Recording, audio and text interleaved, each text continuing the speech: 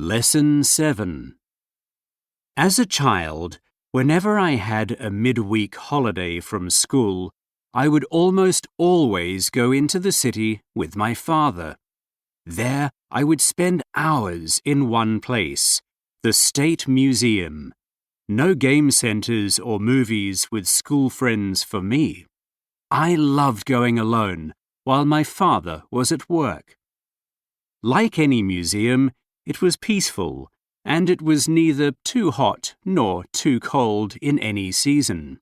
It was a pleasant place to spend time. I did not mind that things were much the same and in the same places each time.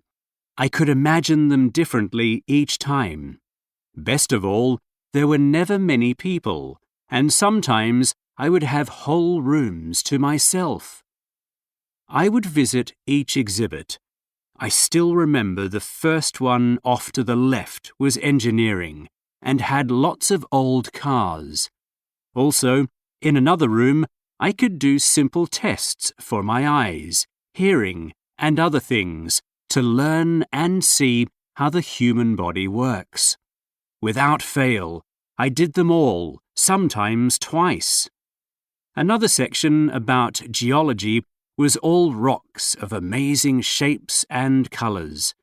But especially, I couldn't wait to get to the rooms full of fish, birds, insects, animals, and such.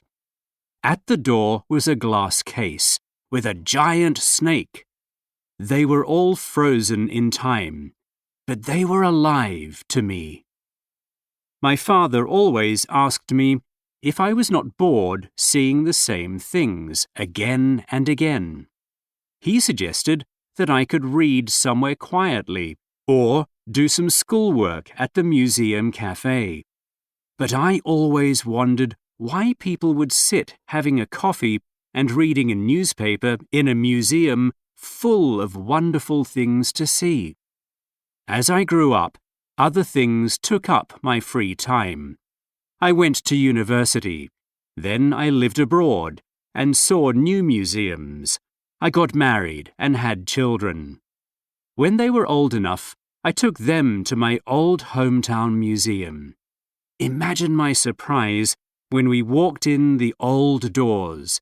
Same smell, same walls, same feeling. But it was not a museum anymore. Only books. Lots and lots of books.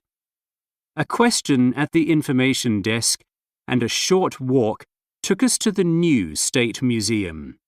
The modern building was full of light, colour, and sound.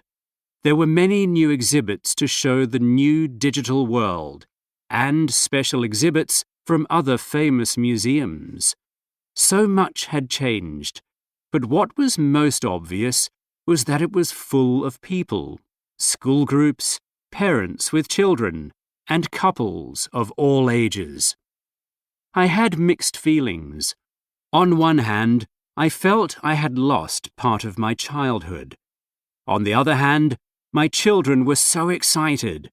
It was also good to see so many people interested in museums.